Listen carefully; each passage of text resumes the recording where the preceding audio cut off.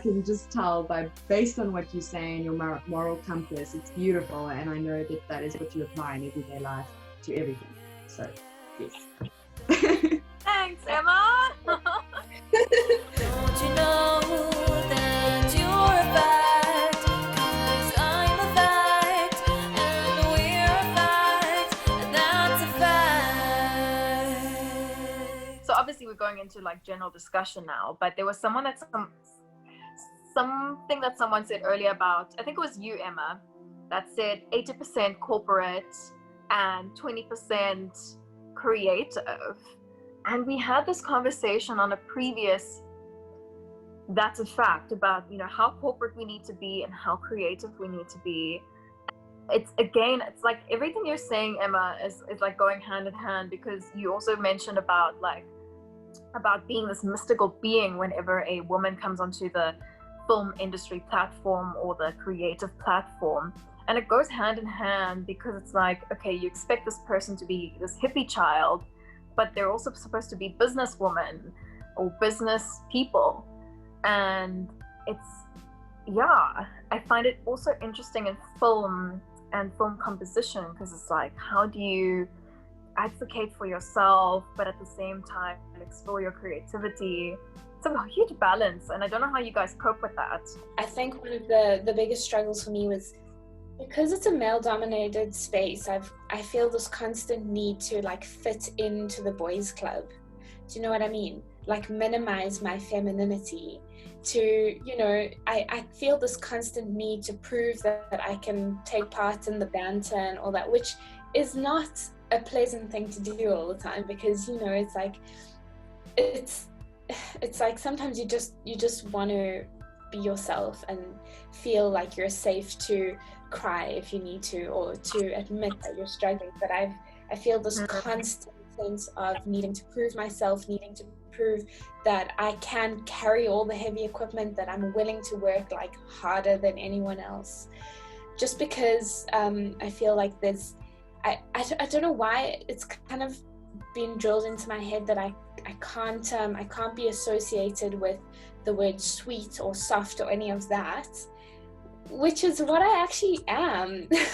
But when I'm on set, I feel like, no, it's time to like prove yourself to the men, and I feel this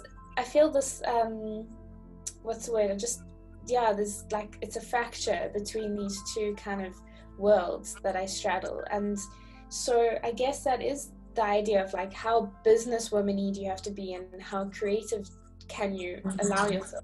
I actually want to jump in there and talk about, you know, physiology and versus like the sweet nature that everyone expects of women and things like that. I think there's nothing wrong. I think in typical feminism, people label, and I'm not trying to offend anyone here, but I think we can call it out for what it is. And I think maybe the angry kind of feminism labels being sweet and gentle as like, no, we need to prove that we can be something else. But there's nothing wrong with that. It's about how you apply yourself to the many different facets of this industry that proves your competence. There's this like connotation of, especially in film, where there's this connotation of like manly equals competent, and that is basically what we need to erase. For now, we can just call it evolve from, but eventually it needs to be erased, and we need to understand that we can still be sweet, we can still be empathetic, and we can still be, you know, whatever those typical effeminate qualities are, we can still be those things and conduct our work properly. It's just a matter of evolving it. I was actually just thinking when we started, like, I was like, oh shit, like maybe I didn't put on enough makeup or whatever, but then I thought, you know what, like, this is who I am. Doesn't matter. It doesn't matter. I don't know why I had that thought. I get a little bit like scared of because I love dressing up. So I'm like, oh my word, because I come from a town called Somerset West, and no offense to the Swesties, but I think they take things really casual. and I dress up everywhere I go. So I think Emma can relate. But I do say that I'm living in Somerset. I'm all of a sudden like, Cape Town, but I also live in Somerset West. I recently moved to Cape Town.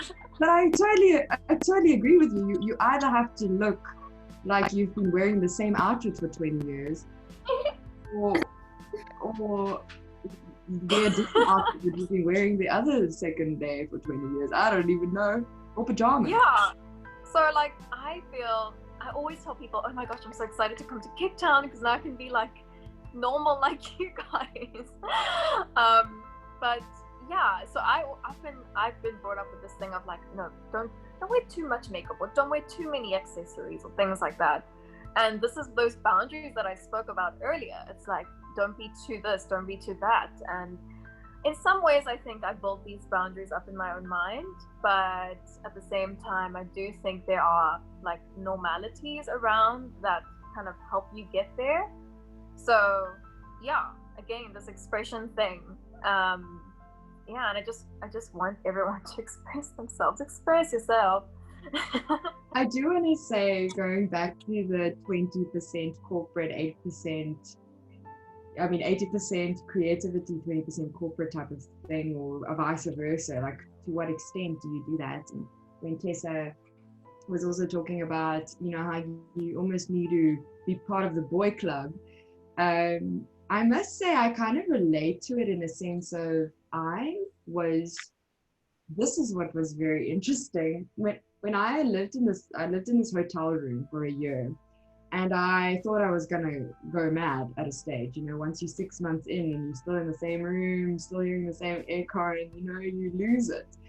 But I had this moment where I bought a lot of gear, and complicated gear. I spent hours trying to find the right equipment, and I'm like, I'm gonna become a gear chick because I've always been into gear, but I'm gonna be a super gear chick. I'm gonna start producing, and there's so much stuff, but I had no one to call, no one to really ask me. That I could ask, like, when something goes wrong, what do I do with the software? I had one person that really helped me, and he knew only a little bit, but he didn't know the equipment I was working on. It's very specific, the software and that kind of thing. I think it's almost like the same as when you're working with the camera, when you're working with this. There's always specific little things. And it was so rough because I also stopped making music for a very long time. I had this equipment, didn't want to even touch on making music because I was afraid I know the feeling. Sorry, just saying, I know the feeling. You know what I mean? You sit there staring at the stuff, and I had this call with my mom, and I said, I'm scared that I'm going to go music crazy. If I'm by myself and I have no one to ground me, nothing around, I'm going to go mad. I'm literally going to lose it. And I'm sure with all of you, Tessa, you don't do music, but when it comes to Mikhaila and Kirsty, you two have gone in that zone of like creating and going composing, and you go into this world, and you actually have to take a break, or else you go music crazy. Music crazy is when you kind of don't see straight, you don't think, it's like something that just happens when you're not quite grounded enough and you're there. And I had a little mantra, and this is what is so strange. My mantra was, dude it out. And it was literally a thing of when the guys just sit for hours and they just have their little mouse and they're like, yeah, let's check stuff out. And click, let's do some gear search and let's plug this thing in and see if it works. I tell myself go into dude mode. So I have kind of almost been helped by trying to channel the inner masculinity of just kind of going into the mundane, saying I'm getting getting my pizza boxes piled up. I'm not going to really look after myself for 3 days, so I could just figure this thing out, not think about anything else, and just kind of go into this automatic mode. And I think the thing is, we do think about all facets of ourselves. How do I look when I do this? How do I feel? Oh my gosh, have I let myself go? La la la la la la. So there's that other spectrum where it's kind of like, you know what, maybe you just need to dude it out, but there is that fine balance of going, I'm sweet, I'm kind, I'm a cutie, you know, like with you, Tessa, or like going, I'm a kind lady, and you know what? That's the quirky part about who and what I am. So there's that two sides to it. And I think that's just where I wanted to interject to just kind of say that I almost had almost a separate experience of when I was so alone and I had no boy gang to be part of it. I'm like, just try do this out a little bit to cope. So that was an interesting experience. Yeah, that's so interesting. I remember myself and Mikhaila were talking because we often share our like creative experiences, especially during lockdown. And we were talking about like just being in creative ruts. And do you remember this, Mikhaila, when we were just, because we were supposed to collaborate and we still meant to collaborate. It's all good, we will collaborate, but I think where we are currently, or where we were as well, was just like, okay, where do I find that note that will set me up for the rest of the notes? It's almost like, this is the other thing, like I read this thing about inventing personas for yourself, and I think, so one of my personas is Meredith Grey from Grey's Anatomy, because she is a bomb ass motherfucker, let me just put it out there. And I'm just like, okay, I'm gonna Meredith this shit, because I'm not gonna sit around anymore. I go into depressive states when and I'm sure everyone does, when it's like when you're just in this rut. So it's like you do have to kind of adopt this persona. Yeah, I don't know about you, Mikhaila. Have you ever had to adopt a persona? You know, that I think about, I need to think about what kind of persona I would adopt. It's interesting that you picked like Meredith Grey. That's a great. I think about one of those characters I could. Yeah, that was a very interesting time, wasn't it? That was very interesting. Oh my goodness.